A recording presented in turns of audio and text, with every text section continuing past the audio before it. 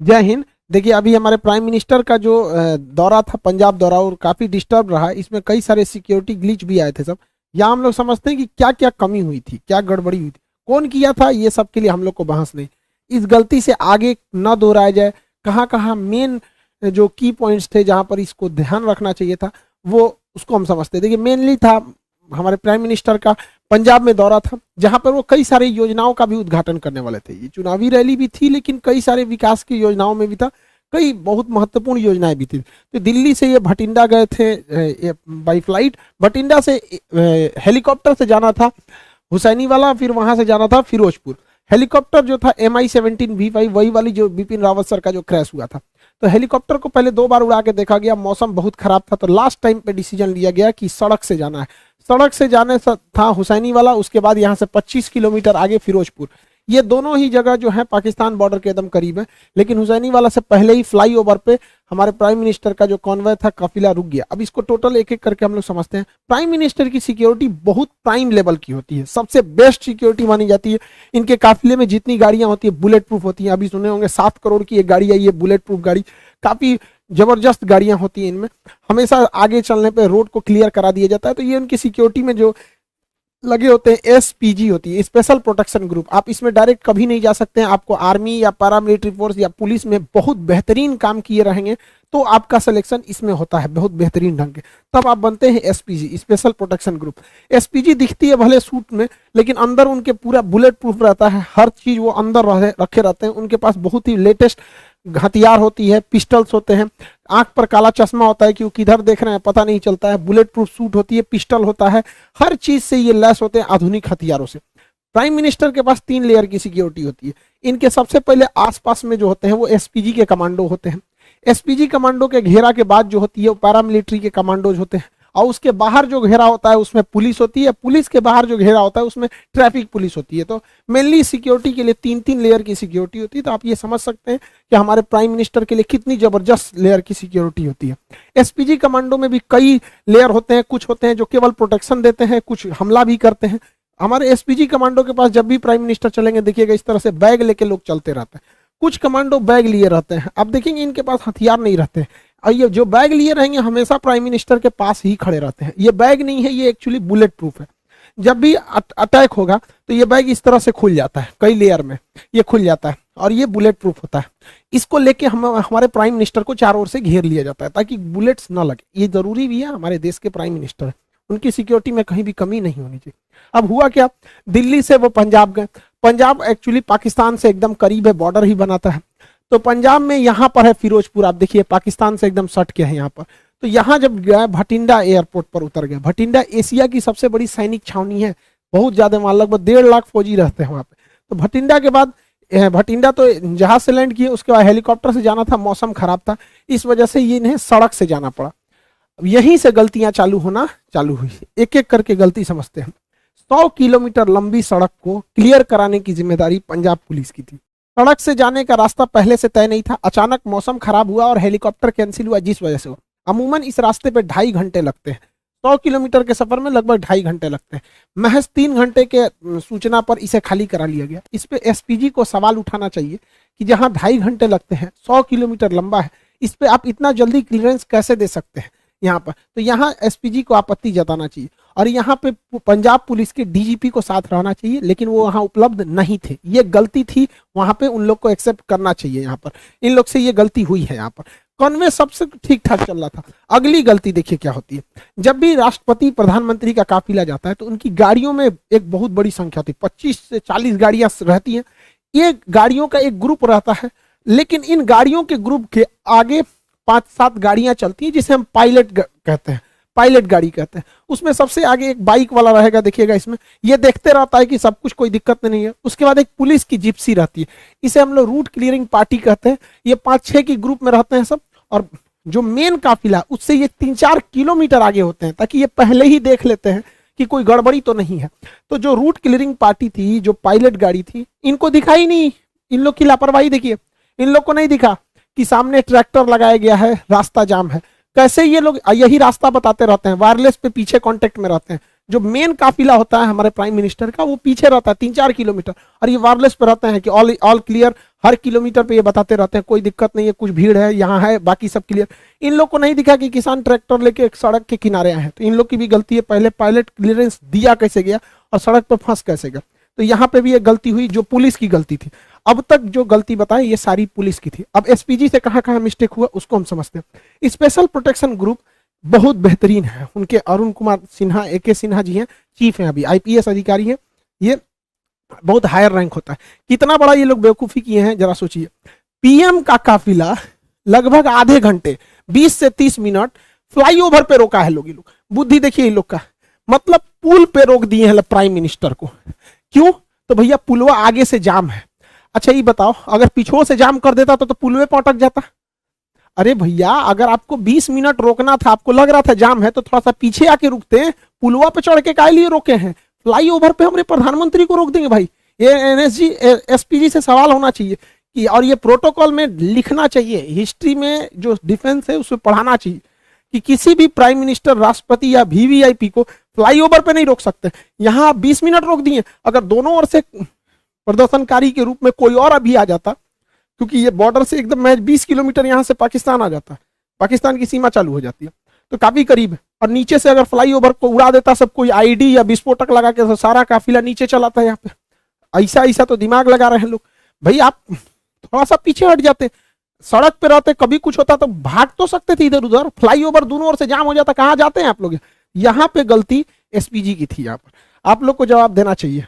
हम लोग तो भाई बताते हैं कहाँ गलती। दूसरी गलती, फ्लाईओवर पे जब हमारे प्रधानमंत्री कह रहे हैं कि हम जिंदा वापस आ गए, मतलब सिचुएशन क्रिटिकल हुई होगी वहां पर, तभी वो ऐसा स्टेटमेंट दे रहे हैं। जब इतना स्टेटमेंट हो गया और आपको वापस लेके आना है तो आप आधा घंटा बाद लेके आइएगा जी। SPG वाले लोग आप जवाब दीजिए कि हमारे प्राइम मिनिस्टर अंदर बैठे हुए हैं यहाँ पर। अब देखिए हल्का सा मास्क दिख रहा होगा आपको। जब यू टर्न लेना है, देखिए कि आगे किसान है, इंटेलिजेंस रिपोर्ट आपको पहले से पता होगी, माहौल देख लीजिए क्या है क्या नहीं, तुरंत लेके हटिए। 2 से 3 मिनट हो गया, हाँ भाई खत्म, कैंसिल हुआ रैली, कैंसिल हुआ प्रोग्राम, हम वापस लेके आएंगे। तो SPG हमारे प्रधानमंत्री को आधा घंटा रोक के रखेगी।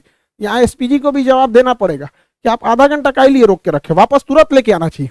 अगली गलती सुनिए ध्यान से, गृह मंत्रालय के अंडर में आता है खुफिया एजेंसी, इंटेलिजेंस ब्यूरो, और गृह मंत्रालय है और हमारे अजीत डोभाल साहब, इनकी योग्यता पे तो कोई शक नहीं है। लेकिन इंटेलिजेंस ब्यूरो और रॉ तो खैर बाहर में काम करती है, लेकिन यहाँ जिम्मेदारी टोटल इंटेलिजेंस ब्यूरो। ये इंटेलिजेंस ब्यूरो को ये पता होना चाहिए कि जब जहाज हवाई मार्ग से मार्ग जब कैंसिल हुआ है तो जो रास्ता जा रहा है वो ग्रामीण मालवा होके जा रहा है भटिंडा के लिए, भटिंडा से ग्रामीण मालवा होते हुए ये हुसैनी वाला और फिरोजपुर जा रहा है। और ग्रामीण मालवा का जो क्षेत्र है वो एकदम हॉट पॉइंट बना हुआ है प्रदर्शनकारी के लिए। तो इंटेलिजेंस ब्यूरो ने कैसे क्लियरेंस दे दिया कि अभी देख रहे हैं इतना बड़ा प्रोटेस्ट हुआ था, इतना बड़ा भीषण कई घटनाएं हुई, अभी किसानों में भी कुछ रोष था जो लखीमपुर की घटना को लेकर, ये सब। तो इंटेलिजेंस ब्यूरो को क्लियरेंस कैसे दे दिया कि भैया उस रूट से ले जा रहे हो जहां प्रदर्शन का केंद्र बना हुआ है, वो भी हमारे प्रधानमंत्री को। प्रधानमंत्री देश का होता है, किसी पार्टी का नहीं होता है, तो देश सर्वोपरि होना चाहिए। तो इंटेलिजेंस ब्यूरो का भी यहाँ फेल्योर है, सबको जवाब देना चाहिए यहाँ पर। लेकिन मीडिया वाले ये सब सवाल तो पूछेंगे नहीं। हालांकि प्रधानमंत्री जब वापस आए तो उन्होंने हमारे प्रेसिडेंट साहब से भी मुलाकात किया। अब इस पे अटकलें ये भी लगाई जा रही है कि आर्टिकल 356 लगा के राष्ट्रपति शासन यानी राजकीय आपात, स्टेट इमरजेंसी लगाई जाएगी। हालांकि ये इतना आसान नहीं है, और लगा देता तो भी ठीक था। इलेक्शन होने वाला है, प्रेसिडेंट रूल रहने के बाद थोड़ा सा ठीक ठाक से रहता है। हालांकि ये बहुत वर्स्ट कंडीशन में ही ये इसे लगाया जा सकता है। गृह मंत्रालय ने भी पंजाब सरकार से मांगा है कि आखिर ऐसी क्या गलती थी कि मुख्यमंत्री वहां से रिसीव करने नहीं आए। तो मुख्यमंत्री का अपना कहना है कि कोरोना प्रोटोकॉल को लेकर जूम में थे, रैली भले करेंगे लोग, वहां कोरोना प्रोटोकॉल नहीं लगेगा, लेकिन प्रधानमंत्री के लिए कोरोना प्रोटोकॉल लगेगा। दूसरा कि मुख्यमंत्री को छोड़ो, हटाओ भैया, तुम आए चाहे ना आए, राजनीतिक मैटर है, लेकिन उस राज्य के DGP को कि प्रधानमंत्री के काफिले में सबसे आगे रहना पड़ता है। और DGP जहां रहेगा, पुलिस प्रशासन ऐसे ही रहेगी, क्योंकि किसी भी राज्य का सबसे बड़ा हेड होता है DGP, director general of police. राष्ट्रपति प्रधानमंत्री के काफिले में DGP नहीं थे, ये तो एकदम सरासर गलत है। तो पंजाब पुलिस को इस पे जवाब देना चाहिए। हालांकि गृह मंत्रालय ने इन लोगों से जवाब तलब किया है कि आप लोग वहां पर DGP उपलब्ध क्यों नहीं थे। लेकिन लौटते समय जो कहा जा रहा है कि प्रधानमंत्री ने किसी अधिकारी को कहा कि अपने मुख्यमंत्री को थैंक्स कहना कि हम जिंदा वापस आ गए, ये स्टेटमेंट थोड़ा सा अलग है। देखिए अगर ये स्टेटमेंट केवल हिंदुस्तान के लोग सुन रहे हैं, ये स्टेटमेंट केवल भारत तक रह जाए तब तो कोई दिक्कत नहीं है, लेकिन जरा सोचिए एक विदेशी मीडिया जब इसे सुनेगी तो क्या सोचेगी कि कोई प्रधानमंत्री अपने देश में कह रहा है कि हम सुरक्षित जिंदा वापस आ गए।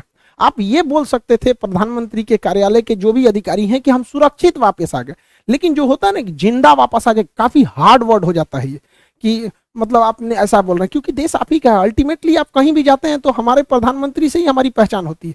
कोई राज्य के मुख्यमंत्री को नहीं जानता है, किसी को नहीं पता कि अमेरिका के 50 राज्यों में किसी एक राज्य का मुख्यमंत्री का नाम, सब वहां जो बाइडेन को जानते हैं। अगर मान के चलिए पुतिन कहते हैं कि बहुत धन्यवाद कहते हैं उस राज्य के मुख्यमंत्री को कि हम जिंदा वापस आ गए, तो भारत के लोग क्या सोचेंगे?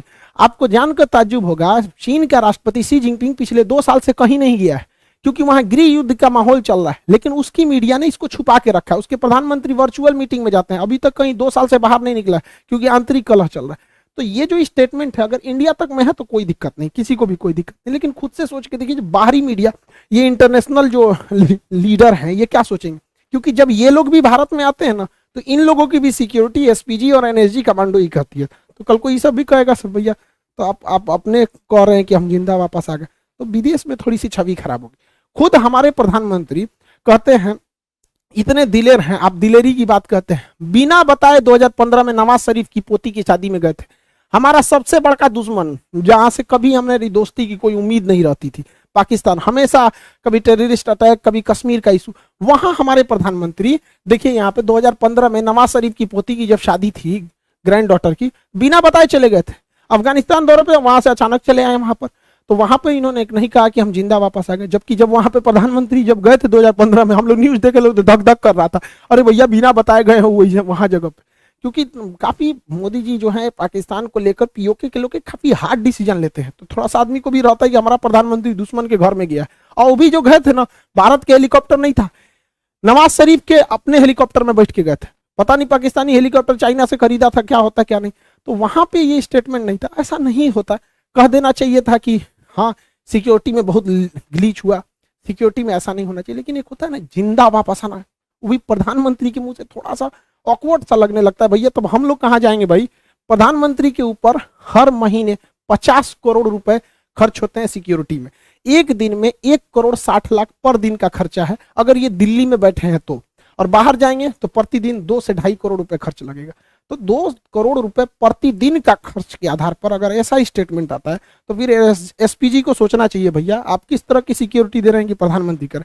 और ऐसा नहीं है कि केवल पहली बार जाम में फंसे, 2017 में नोएडा मेट्रो के उद्घाटन में खूब हमारे प्रधानमंत्री जाम में फंस गए थे, तो उस समय कुछ अधिकारियों को ट्रैफिक के सस्पेंड भी किया गया था। 2 बार फंसे थे 2018 में, समझ में गया कि नहीं? अब देखिए यहाँ पर पब्लिक है और ये हमारे प्राइम मिनिस्टर है, यहाँ से भी तो कुछ अगर अनहोनी रहना रहेगा तो यहाँ से भी हो सकता है।